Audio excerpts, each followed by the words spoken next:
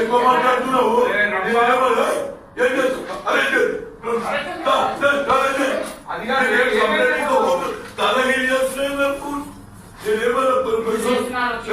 నువ్వు ఎక్కువ మాట్లాడు నువ్వు తప్పు మాట్లాడుతున్నావు కమాండింగ్ నువ్వు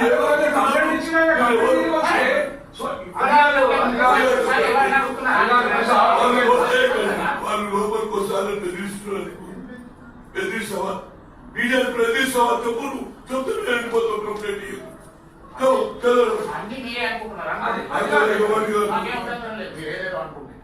తీసుకోవాలి కంప్లైంట్ చేద్దాం అనుకున్నా తీసుకోవాలనుకున్నా